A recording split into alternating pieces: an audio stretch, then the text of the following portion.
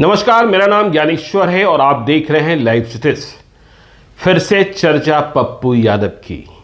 आज तारीख है 13 मई और 12 मई की रात, या यूँ कहें कि 12-13 मई की रात 2 बजे के करीब उन्हें मधेपुरा में भी नहीं, नेपाल के बॉर्डर पर, नेपाल की सीमा पर स्थित शहर, बहुत छोटा सा कस्बा है बीरपुर, वहाँ की जेल में जाकर कैद कर दिया गया है।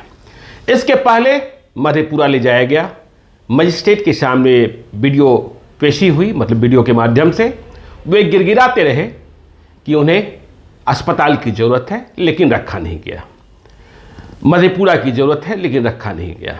शायद भय ये भी रहा होगा प्रशासन में कि मधेपुरा में रह जाएंगे तो कहीं ऐसा ना हो कि मधेपुरा में ही सेवा दान पुण्य शुरू कर दें कोरोना पीड़ितों के लिए। राजीव प्रताप रूडी ने कहा भी था कि मधेपुरा से छपरा आए हैं, मधेपुरा का रास्ता दिखाएंगे। खैर, तो पप्पू यादव की चर्चा हम करें आगे, और इसके पहले आपको हम दादा दादी की बात करना चाहते हैं। ग्रैंडपा ग्रैंडमा, शायद आपने बचपन में कहानियां सुनी होगी या पढ़ी होगी। देखिए, हमने पढ़ी है, सुनी नहीं है।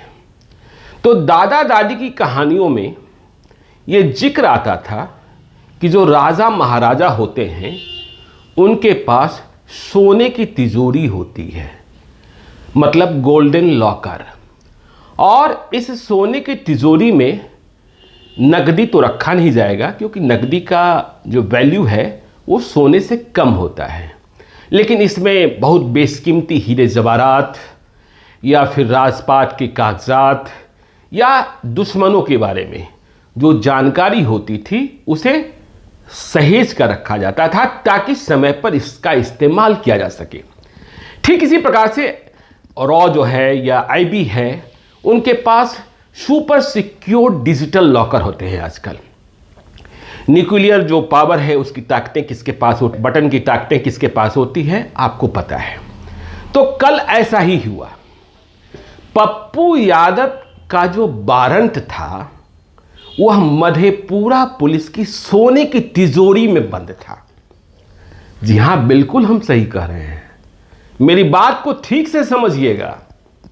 और इसी गोल्डन लॉकर से उस तिजोरी को निकाला गया। और कब निकाला गया?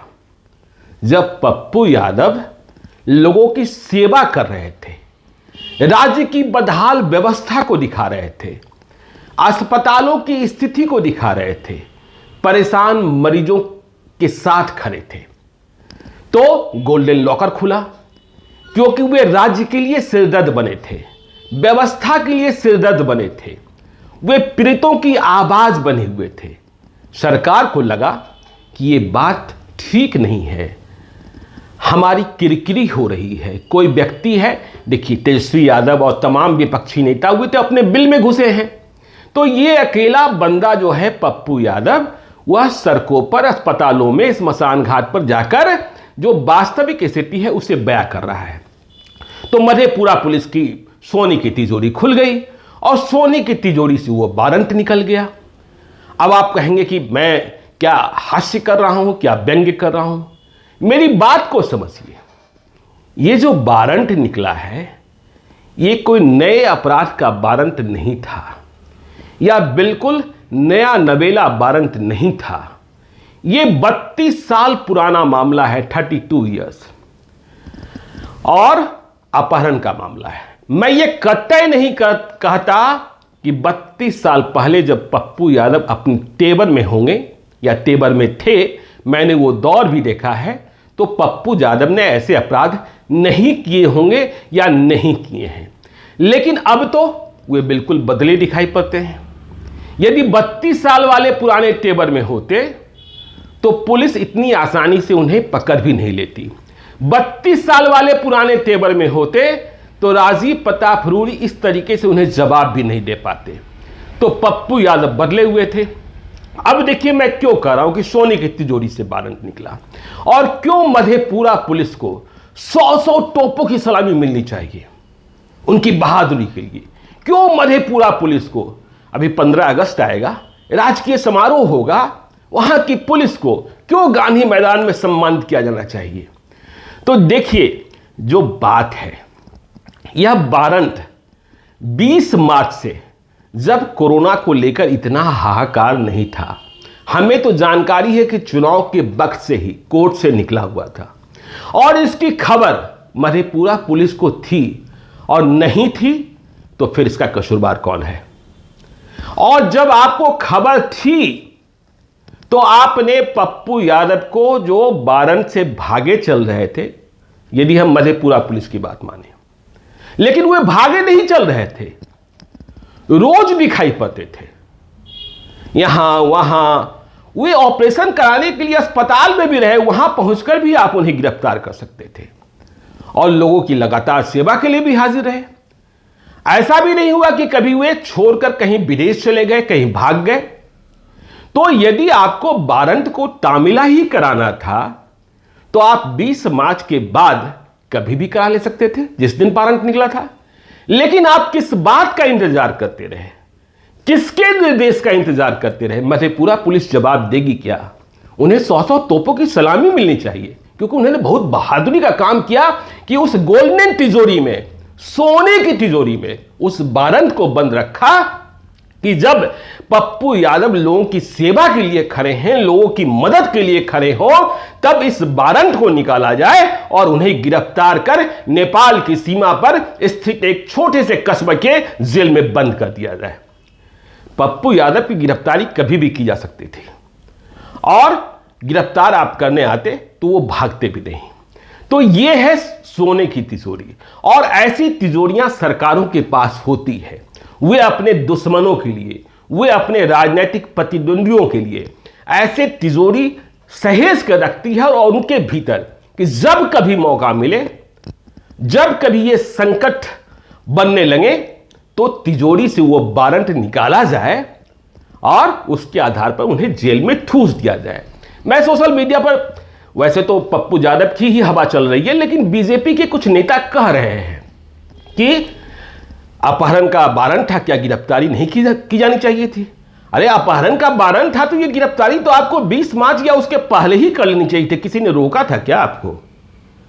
एक सवाल और है, याद कीजिए 2014, जब प्रधानमंत्री नरेंद्र मोदी देश की बागडोर संभाल रहे थे, या यूं कहें कि उसके पहले प्रधानमंत्री बनने के लिए पूरे देश में जनसंपर्क कर रहे थे, तब उन्होंने कहा था कि मुझे प्रधानमंत्री बनने दो। प्रधानमंत्री बन भी गए कि पूरे देश में एमपी एमएलए कोर्ट बनेगा, और जितने भी आपराधिक चरित्र के या आपराधिक मुकदमा झेलते जनप्रतिनिधि होंगे, उन्हें 5 साल के भीतर सजा दिला देंगे, या वे निर्दोष होंगे तो वे बरी हो जाएंगे।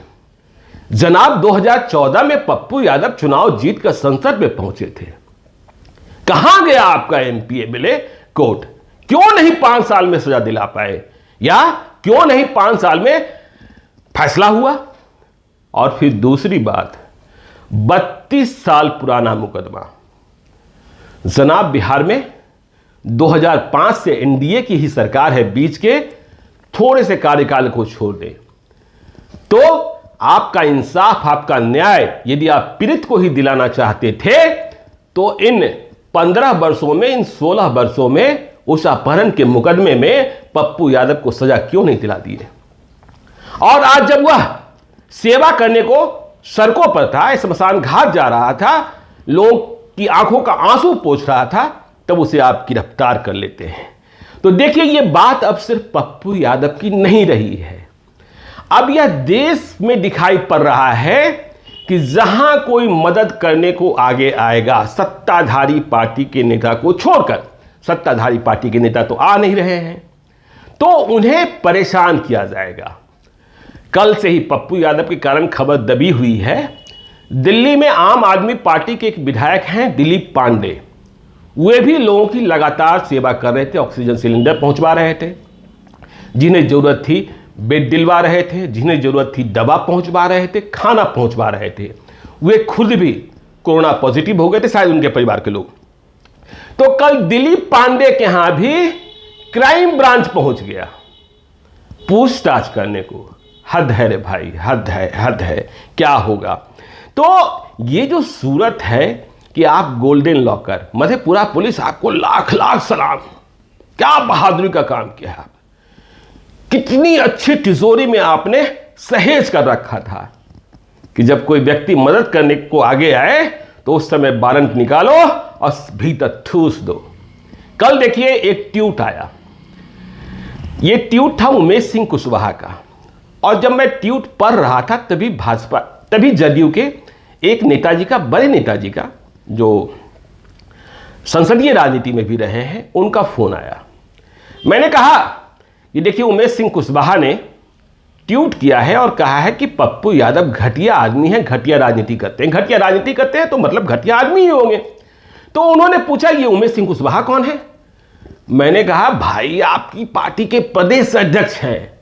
तो उन्होंने कहा अरे अच्छा, ये उमेश सिंह कुशवाहा तो अब प्रदेश अध्यक्ष है ना, लेकिन इन्हें जानता कौन है।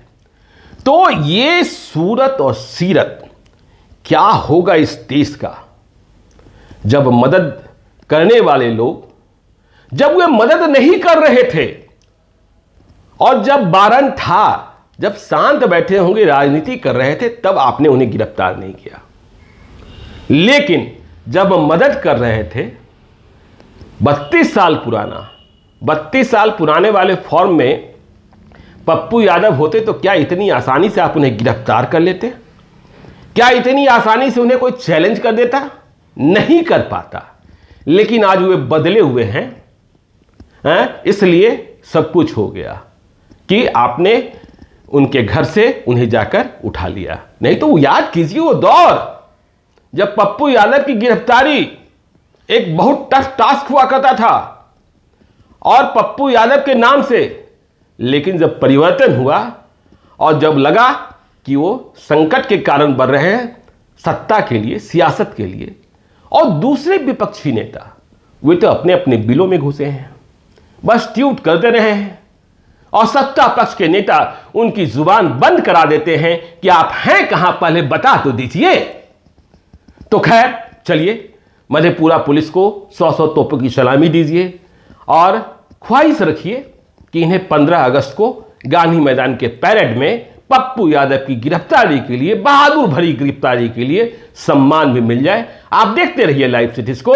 यदि अब तक आपने हमारे यूट्यूब चैनल को सब्सक्राइब नहीं किया है तो जरूर कर लीजिएगा, और यदि इस वीडियो को फेसबुक के माध्यम से देख रहे हैं तो पेज को लाइक कीजिएगा, ट्विटर पर भी हमें फॉलो कीजिए। धन्यवाद।